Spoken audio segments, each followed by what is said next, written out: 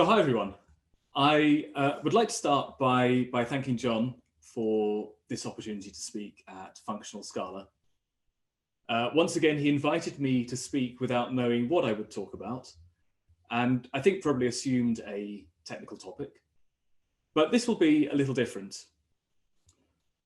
I'm particularly grateful that after I did submit the topic of this talk, John, you promoted it to keynote position, for which I am very honoured. And I appreciate the exposure and support you're helping to give to this project I'm going to talk about today. I have what I believe is a more important message to share, more important than any of the technical topics I could have spoken about. And I hope that I can make a persuasive case to gain your support and input for a project which I plan to devote a lot of my time to over the next few years.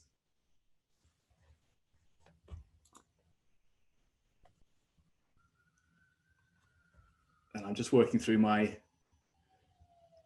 technical challenges with slides. There we are. So I'm going to start by saying a little bit about myself. I only have my own story to tell. I only grew up once as me. And everyone listening to this will have had a different experience. But I'll share with you how I got where I am, and maybe you will see some similarities in your own paths. I've been a professional software developer since I left university, and I've been using Scala for a decade and a half, and people and companies pay me to help them to use and understand Scala. And thanks to coronavirus, you find me sitting at home in a comfortable apartment in Poland. But by the grace of my industry, I, like many of you functional programmers listening to this, have high earning potential. I'm so well off that I'm able to devote a large part of my time to doing free open source development. And this is what is normally described as a lifestyle choice, which is very much a luxury. But I'll go back a bit. I was 4 years old when Santa Claus, who obviously had similar interests to my father, gave me a computer one Christmas.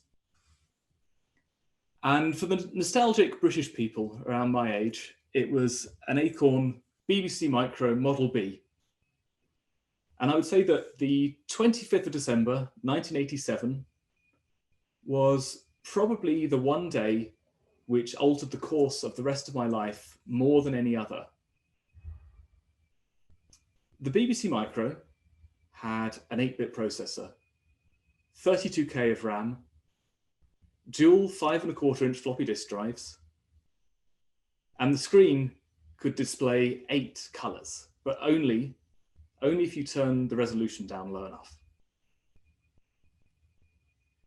There's no permanent storage, and basically nobody in the world knew what a network was. And nobody had to worry about things like global mutable state, because state was reset every time the computer restarted. Interaction was only through the keyboard. So once I'd got bored of the games I was playing, I had to learn to write programs using the built-in BBC Basic language. I remember once getting extremely frustrated that the programs I wrote always did the same thing, like this one. Can anyone tell me what this does? Does anyone know? This will repeatedly print some random colored triangles on the screen. So one day, seeing my frustration, my father, who was an electronics engineer, invited one of his programmer friends over, Bernard Smith, and he taught me the if-then-else construction. And I was utterly liberated at that point. I could suddenly get my programs to branch and do different things depending on the input. Now, this was an extremely fun experience for a young kid to be able to explore such a huge world through a box of clever electronics in my bedroom. And it seems crazy now to call anything with 32K huge, but it really was. And it continued at school. I had computer lessons with a lady called Wendy Coxall, who inspired me to pursue my interest. I would read computer books in bed at night with a torch, too excited to sleep. I distinctly remember reading the user manual for my computer. And I would read words like variable without really understanding what they meant. But the experience of discovery was just so much fun for me that it didn't matter. Now, some people may listen to that story and think, wow, you were such a curious kid. Or maybe you're thinking, well, perhaps that explains how you turned out so weird. Or you may notice some other details. I was given a relatively expensive piece of equipment at an early age. I grew up in a country where computers were widely available in the 1980s. My father could introduce me to people to help me learn. And even if you notice these, you might have taken a lot of other details for granted. I'm white, I'm male, I'm straight. We had electricity 24 hours a day. I had no health issues. I always had food, I was never hungry. I was allowed to pursue projects and ideas which interested me. I basically had a free choice for my career. And I grew up speaking English as my first language. And furthermore, with an accent that conveys that I'm middle class and educated. And you can find hundreds more details like these. And if I continue my story beyond these early years, you'd see that I met other people along the way who helped me get started. My first serious school summer job came about thanks to a neighbour, James Goodwin. And I ended up doing work in different forms with his company for about a decade after that. And at university, I benefited from having as my supervisor Arthur Norman, who wrote the Norcroft C compiler. All in all, I think that I have every reason to consider myself as having been extremely lucky for the situation I'm in. It makes it possible for me to think about the times when I have been disappointed or felt cheated in some way, because I can conclude that, in summary, my good luck has far, far, far outweighed my bad luck.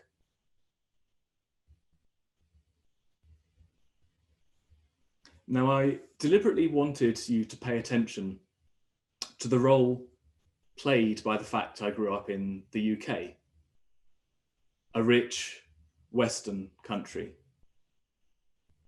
Because if you look around you, maybe not so much at your immediate co-workers, but at the other people in our industry, it would surprise virtually nobody that the vast majority of functional programmers we see grew up in rich Western or perhaps Asian countries, and broadly had access to reliable electricity, computers, good education, along with opportunities to meet with and be inspired by other software developers as they were growing up, but also to have access to jobs and careers in the industry. Now, there are a number of causes of this phenomenon, of the cultural makeup of our community. And I don't really need to go into too much detail about what they are. I think most people know a little bit about them. But aside from those direct causes, wealth perpetuates more wealth. It's much easier for the wealthy to remain wealthy than for the impoverished to become wealthy. And for those people who did not grow up in the rich part of the world, it is borderline impossible to just work your way up within a single lifetime to the sorts of careers that we take for granted in rich countries. If you do know someone who has, they are probably an exception. They've taken the road less traveled to get there. And maybe you're even more aware about their background simply because it's unusual. But what is out of reach for individuals, maybe within reach for a community, within our lifetimes? I want to share a video with you right now about the progress of nations of the world over the last 200 years. The video is a decade old, and Hans Rosling, who presents it, unfortunately passed away in 2017. But its message remains true. So here we go. First, an axis for health, life expectancy, from 25 years to 75 years. And down here, an axis for wealth, income per person, $400, $4,000, and $40,000. So down here is poor and sick, and up here is rich and healthy. Now, I'm going to show you the world 200 years ago, in 1810. Here come all the countries. Europe brown, Asia red, Middle East green, Africa south of Sahara blue, and the Americas yellow. And the size of the country bubbles show the size of the population. And in 1810, it was pretty crowded down there, wasn't it? All countries were sick and poor. Life expectancy were below 40 in all countries. And only UK and the Netherlands were slightly better off, but not much. And now, why start the world? The Industrial Revolution makes countries in Europe and elsewhere move away from the rest. But the colonized countries in Asia and Africa, they are stuck down there. And eventually, the Western countries get healthier and healthier. And now we slow down to show the impact of the First World War and the Spanish flu epidemic. What a catastrophe. And now I speed up through the 1920s and the 1930s. And in spite of the Great Depression, Western countries forge on towards greater wealth and health. Japan and some others try to follow, but most countries stay down here. Now, after the tragedies of the Second World War, we stop a bit to look at the world in 1948. 1948 was a great year. The war was over, Sweden topped the medal table at the Winter Olympics, and I was born. But the differences between the countries of the world was wider than ever. United States was in the front, Japan was catching up. Brazil was way behind, Iran was getting a little richer from oil, but still had short lives. And the Asian giants, China, India, Pakistan, Bangladesh, and Indonesia, they were still poor and sick down here. But look what is about to happen. Here we go again. In my lifetime, former colonies gained independence, and then finally they started to get healthier and healthier and healthier. And in the 1970s, then countries in Asia and Latin America started to catch up with the Western countries. They became the emerging economies. Some in Africa follows. Some Africans were stuck in civil war and others hit by HIV. And now we can see the world today in the most up-to-date statistics. Most people today live in the middle, but there are huge differences at the same time between the best of countries and the worst of countries. And there are also huge inequalities within countries. These bubbles show country averages, but I can split them. Take China, I can split it into provinces. There goes Shanghai. It has the same wealth and health as Italy today.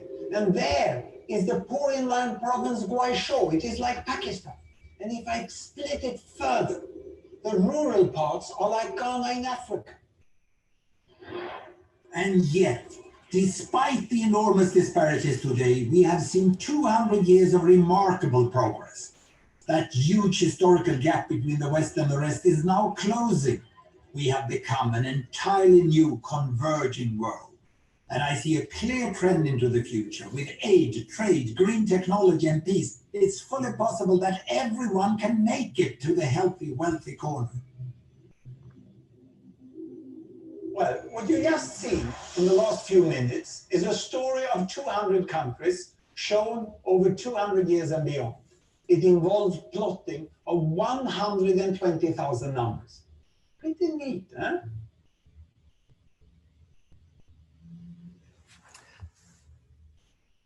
So I think the core message of 10 years ago remains true, even if Hans Rosling's idea of big data has changed a little bit in that time.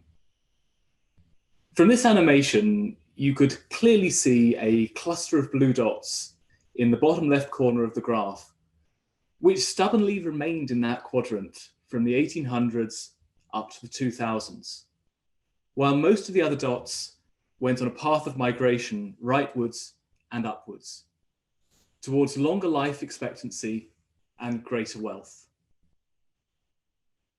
And for me, this is an embarrassment.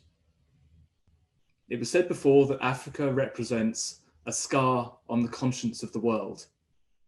This gives me the motivation to want to do something. But I'm not so naive as to just want to do something. Whenever we feel angry or upset, we often want to do something without knowing what will genuinely make the positive difference that's needed. In fact, we often do something without knowing for sure that it's going to be beneficial, because it feels better to be doing something than to be doing nothing.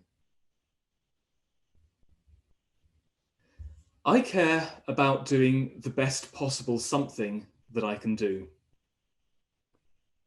I care about the validity of my choices. I want to know that they make a positive difference and that there's unbiased data which confirms that. And I care that my time, effort, and money are spent making the most effective, impactful, positive change that they can. So when someone approaches me on the street asking for money for a good charitable cause, I do make a judgment about whether my money will be better spent on them or on a different cause. I have a mix of emotions about it, because while there are hundreds of very good causes that deserve attention, I inevitably judge them on their relative merit, because I feel like $100 spent on one cause is $100 not spent on a more effective cause.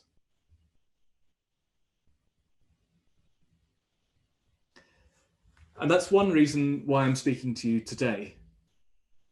Amongst my other privileges, I've been granted the privilege of an audience of functional programmers who may share some of the same views as me.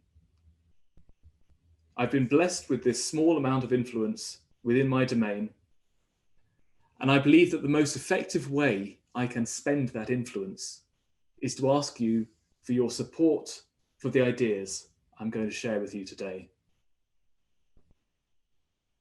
Furthermore, the people listening to this presentation will probably be more aware than most about the likelihood that there is an imminent wave of robotics and AI taking over many traditional jobs. We're the most aware, but maybe also the least concerned, because we also know that programmers are likely to be in higher demand than many other professions. Here's a report from The Economist on the professions most at risk from automation. Although nobody is completely free from risk, professions like construction and agriculture are in the top half of the list, while teaching and information technology, my two specialities, are in the lower half. Everyone is affected, but some are more affected than others. There may appear to be some respite. The automation technologies that will threaten many of the jobs in Africa will be unaffordable by companies there. But the efficiency gains that automation could bring will be unattainable. The productivity gains that will be brought to the rich world will not be attainable outside that rich world. And Africa will ultimately find it harder to compete. Rich countries get richer, poor countries get poorer, and inequality will rise. This is what is known as a positive feedback loop, but there's nothing positive about it. Many people will look to capitalism to find answers to this. People go to where the jobs are. But the world is grossly averse to immigration. And while I don't want to enter into any political debate about freedom of movement, the fact it barely exists in our world precludes most opportunities to break out of that positive feedback loop. And I see this as the most fundamental problem. It's simply too hard for African nations to break free from the shackles of poverty. While we enjoy the rewards of a rich software development industry, it remains too difficult for many people living in Africa to participate in that industry. But why? Think about Africa's trade and industry. There is plenty of agriculture and food production, mining for metals and diamonds. There's oil and gas, coffee, tea, and cocoa. Now, this was a realization for me, and it came to me in 2018 as I sat on the sunny rooftop of a Moroccan riad in Marrakesh, in a different world, embedded in a different culture. But I had my laptop, I had an internet connection, and I was doing the same work I would have been doing had I been in London. While all around me in this busy North African city, other people were working for a pittance. So of food and minerals and fuel and caffeinated drinks, is any single one of those products I've just mentioned easier to export than code?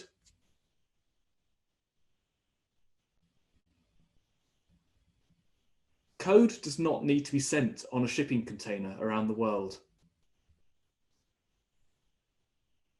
Code does not take weeks to arrive. It can get there in a second.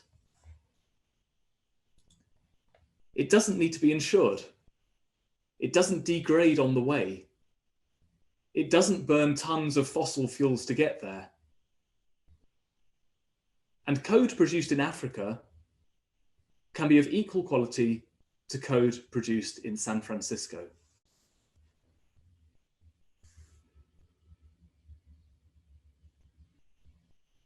Now, up until March this year, we could have continued on a slow, gradual migration towards doing more and more parts of our jobs online. That's a shift that's been taking place over 20 years, but it got a shot in the arm this year when hundreds of millions of people were forced to start working from home. There's been very little good to come out of the coronavirus pandemic. At least 1.5 million people have died as a result of COVID-19. And the world economy is going to be feeling its effects for the next decade at least. But the coronavirus pandemic has shown us, has shown everyone, that developers working remotely can be just as effective as developers working on site, at least as programmers. I've had dozens of calls with programmers who happen to be working just a few minutes from my home, but we never met face to face. And they had no idea where I was when I phoned in to call.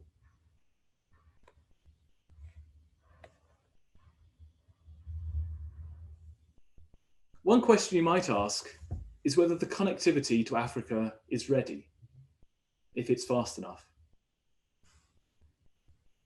Well, in 2020, a TCP ping time from London to Warsaw is about 40 milliseconds. From London to Cairo in Egypt, it's only 60 milliseconds. London to Lagos is less than twice that. So when we think of ping times in Europe as effectively instantaneous, the small multipliers that extend those TCP packets to Africa are barely noticeable. Now, those are the ping times between cities, which certainly isn't everyone in Africa. But there are many people living in remote areas that we can't reach so easily, but it's a start. And other regions will follow, much as internet access has gradually become faster and faster in rural areas of the UK. So if everyone is working remotely, who really cares if you dial into a call from London or from Lagos? Coronavirus has had a devastating effect on work in Europe, but it has forced a change that we'll never go back from, especially not in our industry. Remote jobs in functional programming used to be the golden ticket that was only available to the most experienced, most prized developers, but not anymore. It's remarkable how fast things can change with a little external pressure. And remote work is now here to stay.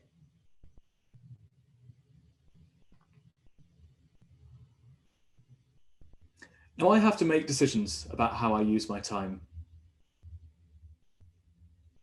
If I make the personal decision that I want to contribute back to the world a little of what it has given me, then as a supposedly rational person, I care about that contribution being as effective as possible. And personally, for a part of my life, I've wondered what that should be.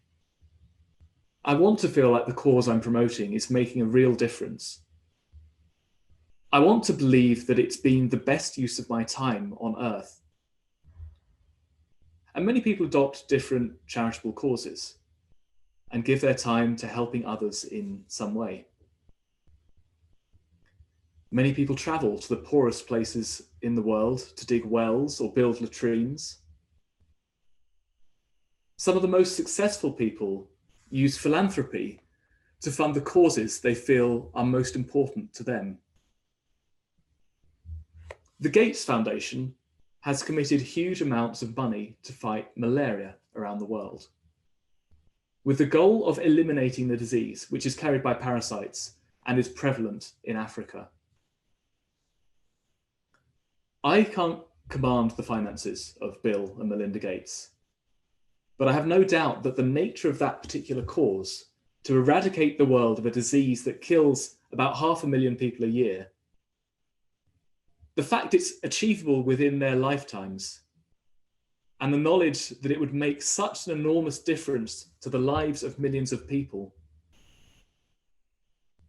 I have no doubt that that is a huge motivation in their choice of that particular project they've chosen to pursue. Others will go on missions as doctors or nurses to treat the sick. Some people will build infrastructure to try to improve sanitation in the most desperate places on Earth. And these are all fantastic and admirable choices.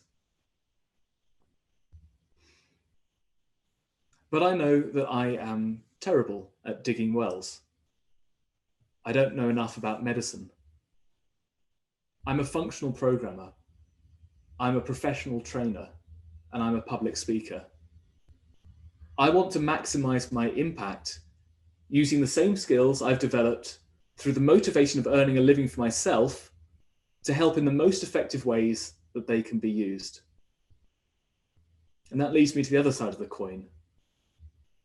Who in the world needs my expertise?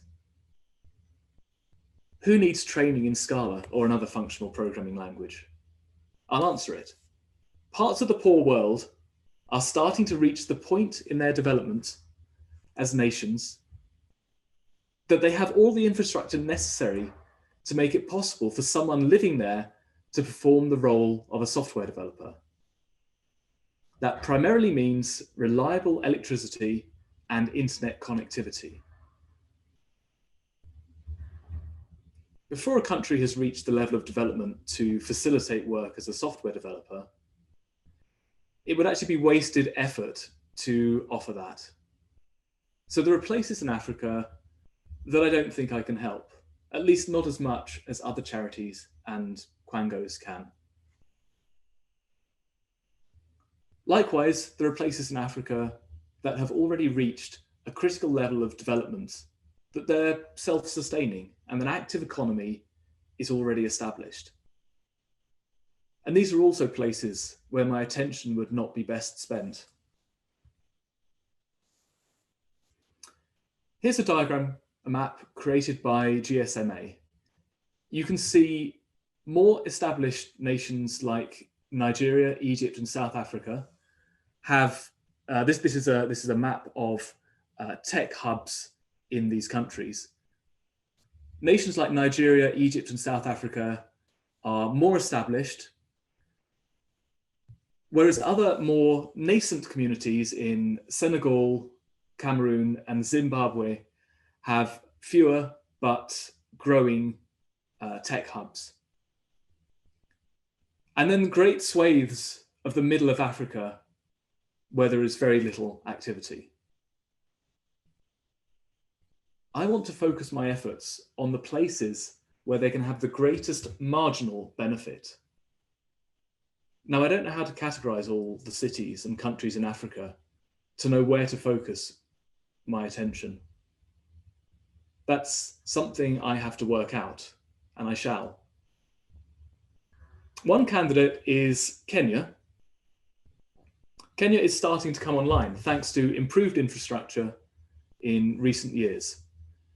In some places, infrastructure becomes available through government investment, but other times it's commercial organizations like Alphabet, Google's parent company, who are providing innovative solutions to get people online. Here's a short video about one of those projects, Project Loon in Kenya.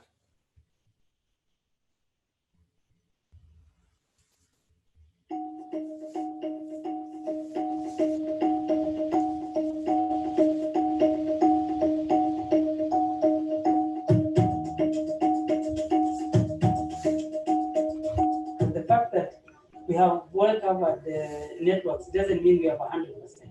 So what this does is that it gives us the opportunity to now have 100% coverage, and our focus is on making sure people have the right devices and they can be able to now begin to use the network to make their lives better.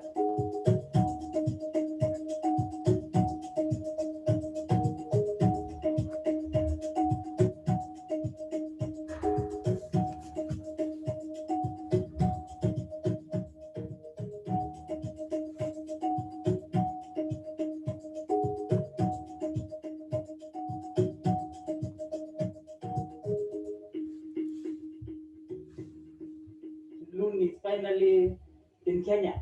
Kenya being the first country in the world to commercialize the technology. This is basically base stations up even beyond where the planes are.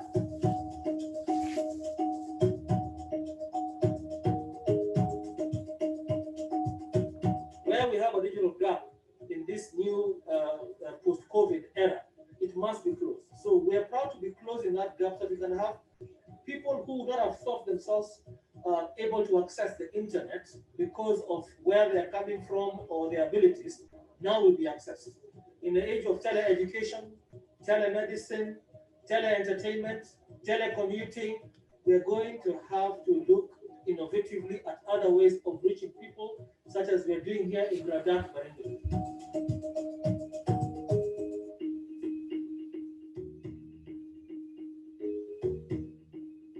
We want the rest of Africa to join us, creating a single digital market so that, our 1.3 billion Africans can also all be connected.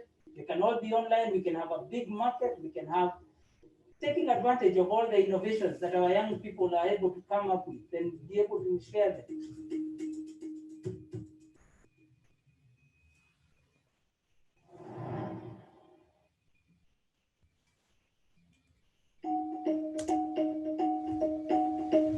Sorry, you don't want to watch that twice.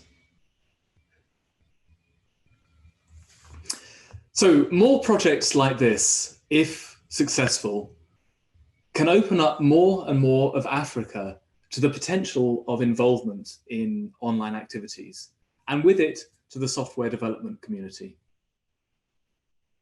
So my proposal is this. There are two things Africa can benefit from that I believe we, as participants in the functional development community, can help with. Access to education and the freedom to participate in the software development economy. We have it within our power to make education in functional programming more accessible in Africa. I benefit from being very well connected to a lot of well-known educators in my corner of the software development world. They're going to be hearing a lot from me to try to encourage their participation in this project, while I will be doing my best to make that participation as straightforward for them as possible. Now, I had the pleasure of participating in an online functional programming training session earlier this year, organized by Sandra and John at Zyverge. I gave 4 hours of my time to teach Scala 3 to some developers joining from Africa one Saturday morning. And John DeGoes spent 4 hours teaching functional programming later that day. There were around 100 participants. And I could not have imagined how much I was going to enjoy that experience, meeting so many developers online who tuned in to take part in that training session. I got so many good questions that I was tempted to start showing off what I thought were the coolest new features of Scala 3. And I think I lost a few people by the end. But it was thoroughly enjoyable for me.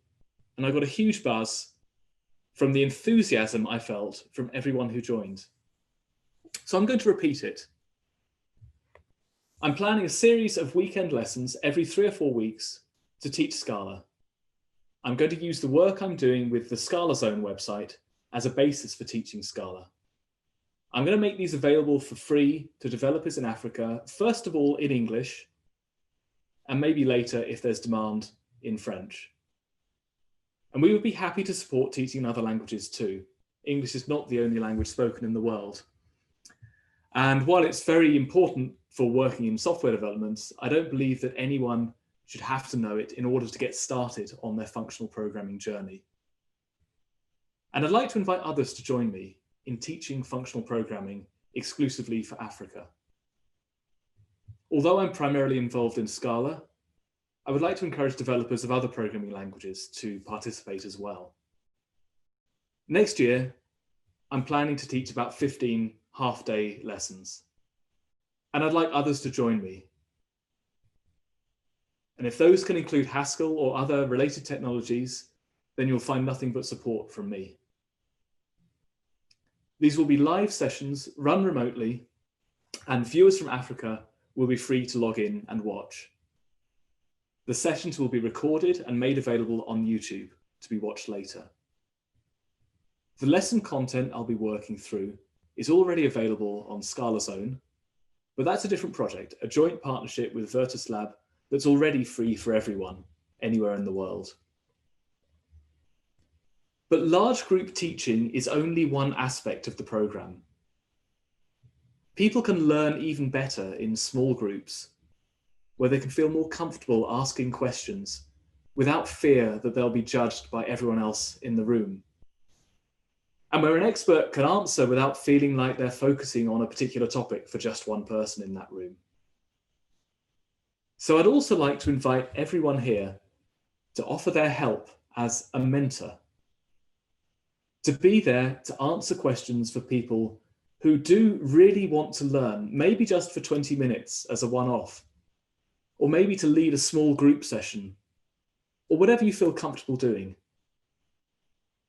I'll be working over the coming weeks to make sure that it will be easy to arrange times to meet and discuss topics with the right people.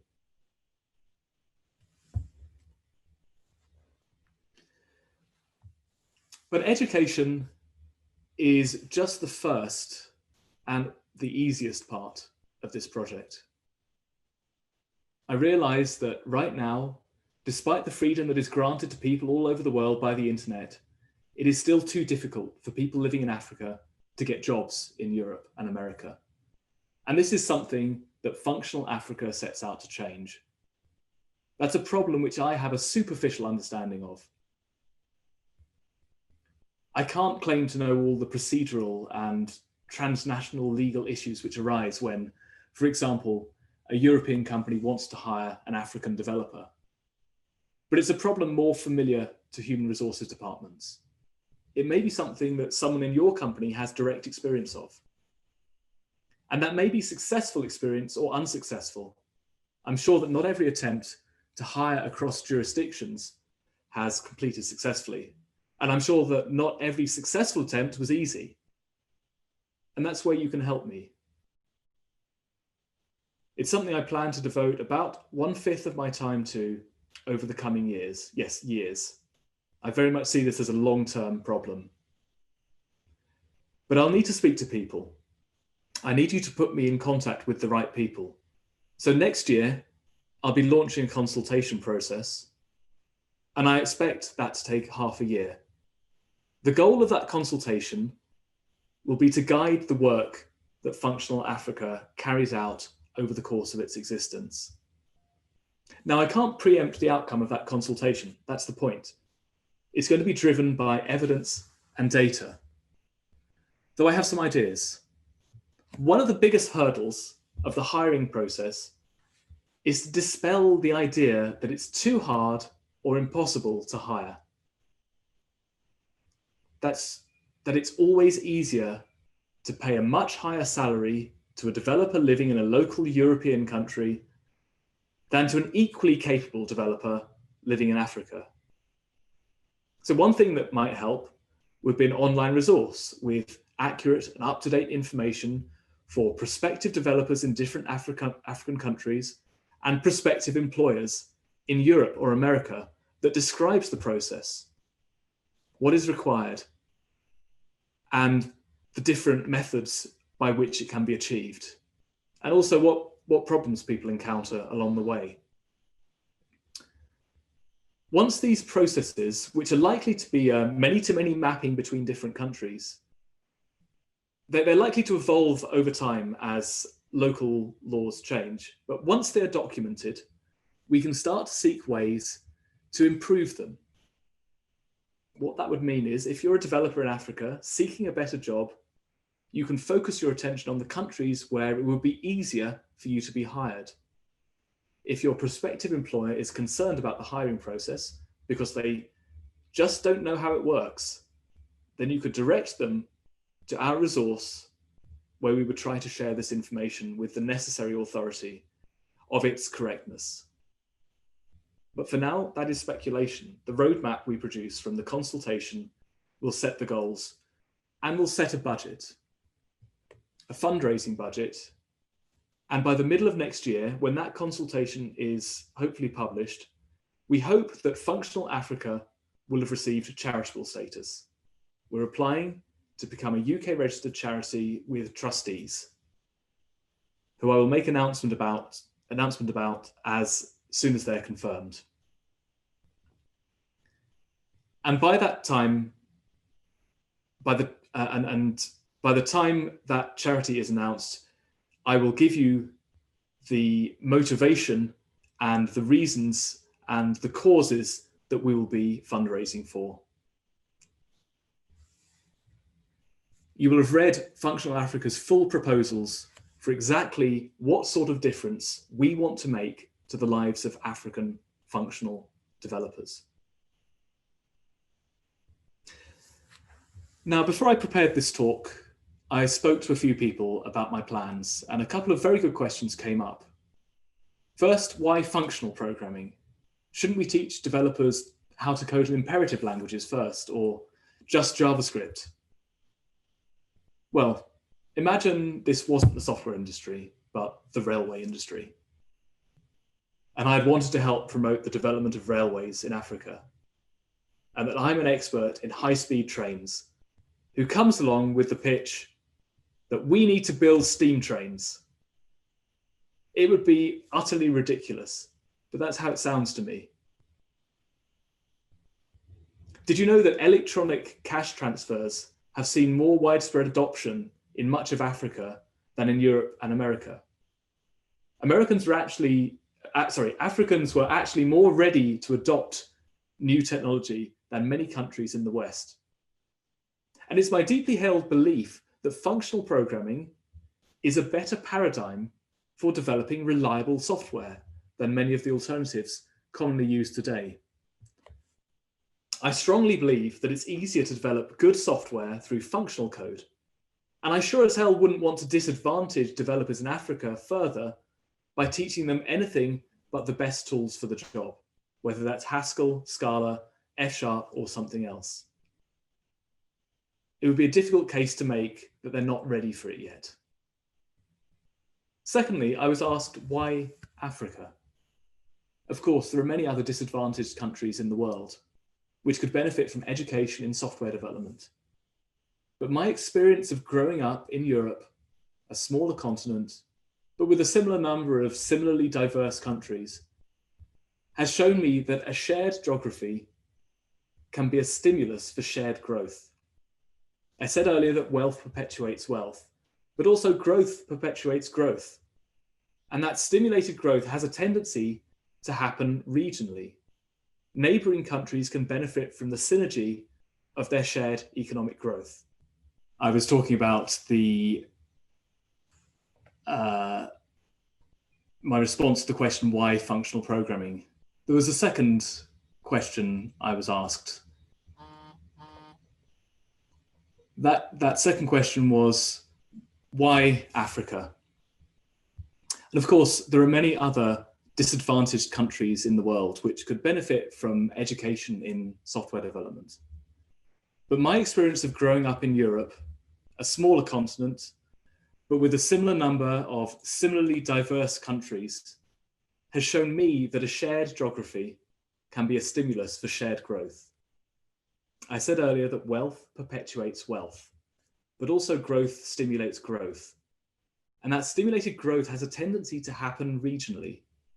Neighboring countries can benefit from the synergy of their shared economic growth. And that's a compounding effect. They build off each other. It's also no coincidence that I've chosen to focus on a region that shares daylight hours with Europe. I want to make it as easy as possible for trainers based in the rich continent in the north to share their time with the developing continent to its south. We will schedule our online trainings to coincide with the daytime. And I want developers in Africa to be employable in Europe during normal working hours. I don't want to create a situation where a developer has to compromise their sleep or their home life just so they can work a good job for a European company. So what next?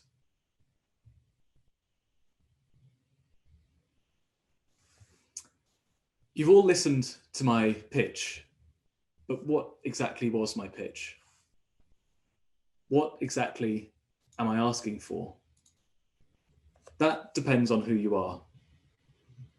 Firstly, if you're part of a company that hires or wants to hire people remotely, talk to us. Tell us your experience. Tell me whether you could hire someone remotely in Africa, or whether there are barriers which make it hard or impossible. If you're a functional programming educator and you would like to offer free training, then please talk to me.